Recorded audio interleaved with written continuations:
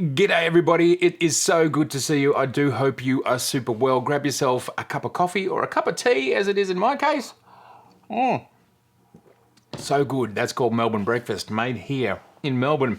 We're going to talk about the latest rumours, exciting rumours around the Z9, as well as I have two little sneak peek. Oh, what's this? What's that all about? And hello, knock knock, wait.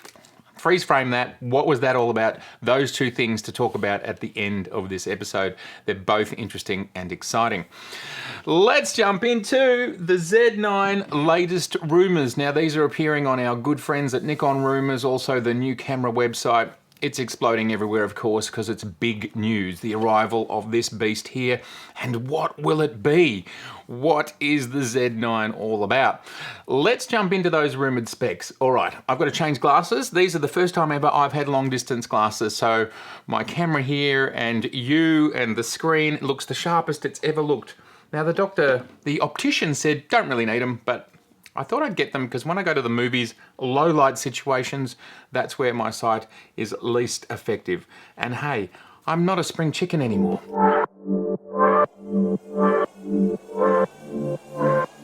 This information is now coming from the people who are actually working and testing the Z9. But those people, you know, we don't want to name them. I don't know who they are, but whoever's leaking the rumours, they know who they are and they don't want to name them, for obvious reasons. So, chances of this being true, well, it's all kind of coming together and all makes sense. Some of it's pretty crazy, which you're about to hear. First thing is, indeed, a 45 megapixel stacked sensor. Well, Nikon have talked about it being a stacked sensor from the start. The numbers we don't know, but as I've said before, if it's going to be 8K and then incorporate 8K and 8K video, which is thin and wide, more letterbox, then it has to be a minimum of about 33 megapixels, but then if you're going to have the extra pixels to go into 35mm ratio 3:2, then you need to be almost at 40 megapixels, and then if you just make it a little bit bigger, it gets to 45 megapixels. So I think that's sounding pretty solid at this point, definitely somewhere between 40 and 45. The next amazing thing is that it's rumoured that at lower resolutions it might do up to 120 frames per second. What? Okay, you know, sure. Why not? 120 frames per second. I don't know. Next, the next specification is that it will have some form of GPS. Now, it seems a thing called GNSS, which stands for the Global Navigation Satellite System. It's the same sort of thing as GPS, but a different brand of it. It would seem that that Nikon have registered a camera with that. Now, it's most likely to be their highest end pro camera, isn't it? The Z9. So that's pretty exciting. I think we can feel confident that that's a Z9 thing. It will take the ENEL18C battery. I don't know whether that means it'll take the same batteries I have in the D4. I think they're a variant of that. Someone let me know if you know. And there will be a new battery which allows for in-camera USB charging, which of course is becoming the norm now. So that's exciting. And again, we think that that's probably true and makes a lot of sense. There's talk about there being a multi-leaf blade protective shutter, or a shutter that will close when you are changing lenses to protect it. Now, when I got my very first Sony A7R almost a decade ago, I was like, oh my God, the sensor's there and it's so close, it's so vulnerable. But you know what? All the years of me using mirrorless, that almost decade, I've never damaged my sensors. So I think it's a good thing for pros, just tough. It says tough, it says I can do anything, and I think that's great. I think not all brands do that, so it's worthwhile having something that some other brands don't do. Car tracking animal and people, AI, AF, as well as low light, -7 EV. Again, that sounds highly plausible in regards to those EV levels because the Z6 II has got some pretty low EV levels as well. And then of course we would expect to see car and animal and all that sort of tracking because the Canons and the Sonys have that. So again, highly expected, makes perfect sense. We give that a tick for it being likely. One that's exciting to me, and of course in the leaked images from the Olympics, the screen had been taped down, taped off, so we couldn't actually see what was going on there. It is rumoured that it's going to be an articulated screen that gives us both this style, but also in vertical. If you're in vertical, it'll come out that way. So it flips out in 2 axes, but it doesn't sound like it's a flip around the front vlogging style camera screen, which is fine, but it will give a flip out in both vertical orientations and in horizontal orientations. Now, which camera that does that? One of them has this style of screen. Someone let me know in the comments below, but yes, if it is that style of screen, interesting and useful. Some people will love it. Personally, I don't mind. Whatever they give us, it's going to be great. There's going to be a different locking system on the CF Express card door, and they're also stating here that it will be 2 times CF Express. Yes, pumped about that. That's what I would love to see. I've been working with SD again a little bit because of the ZFC, and I've got to be honest with you, I have found it to be far less robust and flaky to use. I'm used to CF Express now, which just, it can handle, like I can put my CF Express cards from my Z6 to my Z7 to my Z6 II, and it just works, it doesn't complain.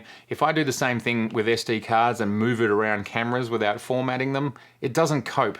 I'm so glad to hear that it's going to be the 2 CF Express cards in the Z9. If this rumor is true, I think it will be, because they've done the same thing with the D5 and the D6. You had the option to get the dual, so I totally think that'll be the case in the Z9. There's also a rumor of a 3rd joystick while the camera's close to your face. I mean, that's in the vertical orientation. I presume that's what they're talking about there. Great. We love to have any extra joysticks that we can get. Fantastic. Now, this is a funny one. Shutter sound levels, anywhere from silent to DX style. And you can choose how loud you want your shutter sound to be. That's such a crazy rumor that you wouldn't even think to put it in there unless it's actually something that's happening. So that's crazy and funny, and if it's true, fabulous. I love it. We are expecting the official announcement of the Z9 within the next 2 months. And the bottom line is, we would all get this, just like the A1 and the R5, the Z9 will be constrained.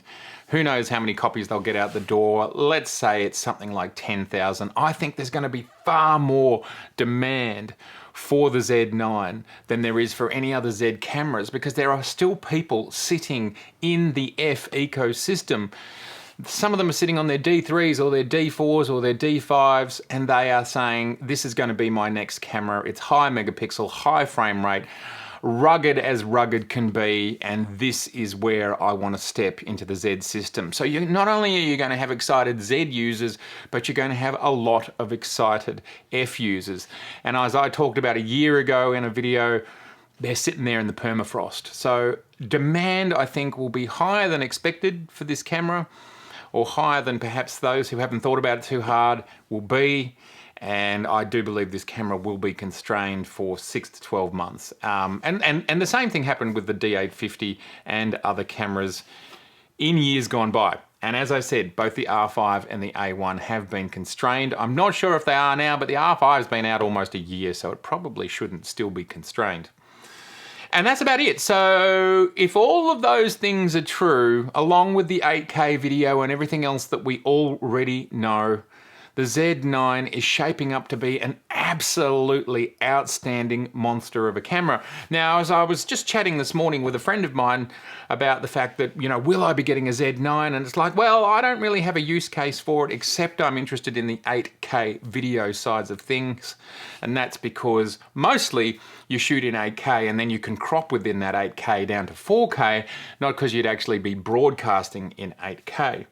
And beyond that, really, I would be interested in it in just from the perspective of understanding it, of knowing it, and being around such an astonishing machine. But beyond that, a Z7 II with the firmware updates that are going to be coming, that of course we're expecting 2.XX and 3.XX updates, that may well be more than enough camera for me, but you never know. Z9 is just, woo! Woo! I mean, we all want to have a drive in a Tesla Model S in plaid mode, don't we? Or a Taycan or a Carrera, whatever your car of choice is. We all want to give them a spin once or twice. Okay, that's it for the Z9 news. Now I want to jump into some other funny news. Funny piece of news number one. There you go. This is Megadap, and what this is the Megadap Professional Adapter Ring EZT2 E-mount to Z-mount. Yes, it is. And what have Megadap done? Well, here we have my Sony 24-105, see it there for the first time, 24-105 on, can you see it? On the Z50. Now that is a super big deal. The previous E to Z adapters did not mount on the Z50s. They didn't fit, and they've now created a mount that fits. Here's me putting it on. So I will show you more about that in the future. Now, I own the previous, now this is a prototype, by the way. I don't get to keep it, I've got to give it back. That's how new it is. It appears to be a prototype, and they told me I had to send it back. But it appears to be much more robustly made. I have the previous one. I'm pretty excited about this, and I have fired it up, and it works. Very exciting.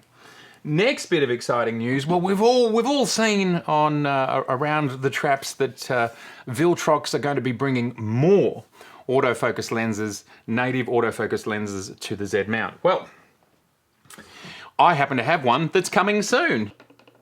Here it is, the 24mm 1.8 from Viltrox. Heaps more coming on both of these two exciting releases very, very soon. But it's great to see continued development for the Z mount. And I just think at the end of this video, it's a great opportunity to talk about the fact that the arrival of the Z9, which we're expecting over the next few months, is a massive turning point. And I do believe it'll bring Nikon into the ballpark on every metric, and they may well exceed even more metrics than they already are with their peers. And that's a totally exciting thing. I mean, you may well have seen, for example, DP Review just did a little bit of a comparison between the Z7 II and the Sony a7R IV, which is the best landscape camera. And ultimately, they concluded, and it was a close battle, but they concluded that the Z7 II was the camera of choice. And for example, I recommend you go look at that video. It's an interesting video, but for example, dynamic range was one of the reasons. So let us not forget that Nikon do continue, if you are to look at all of the metrics in cameras, Nikon continue to lead in some areas, absolutely. You might have also seen the recent review by DxO of the 70-200 lens, which was almost exactly on par with the Sony 70-200, only 1 point behind it, those two lenses being at the very top. Nikon continue to create outstanding optics, they continue to create outstanding cameras, and if you look at so many of the metrics across what actually makes a camera system fabulous, Nikon ticks so many of those boxes, and there does seem to be an unfortunate leaning into some quarters of the internet on AF tracking, etc. Well, I think with further ongoing firmware updates for the Z6 IIs and the Z7 IIs, we're going to see that difference that only affects some users, not all. Doesn't affect me at all because I don't do birds in flight and I don't do people running quickly towards me. And even I have photographed people playing basketball on the Z6 II with the 50mm 1.2, and my keeper rate was absolutely fantastic, so I'm not even sure how much of all of this is just a bit overblown. But there are far more to cameras than just AF tracking in a small number of use cases. And my point of all of this is Nikon going to arrive at that metric too. And then I'm not sure what these people are going to talk about anymore. They'll think of something. Or there will be the third act and the drama will change and they will jump ship and then they can start being dramatic about one of the other manufacturers. That would be very Shakespearean. Absolutely fantastic to see you. I do hope that you are super well. We are back in lockdown. We have been for a week. I'm losing track of reality and night and day. That's the way it is. I hope your part of the world is okay. I hear from different parts of the world in the comments, and some people are doing it hard and some people are still free. I am sorry for the world. World, we will get out of this. Let's hang in there together and let's look after each other and each other's mental health. It is a really important thing. People, be nice. Okay? Good. Lovely to see you. If this is your first time here, I would love to see you again. I really would. I really would. So please do subscribe. Please share. Click on the notification bell and like. Liking is so important for the video. If you'd like to watch some more, there's over 350 videos down there, and you can get a bit of merch. You can get the Kanakani hats, or you can get the I'm a little bit vintage. I'm a bit vintage t-shirt. More coming soon. I'm spent.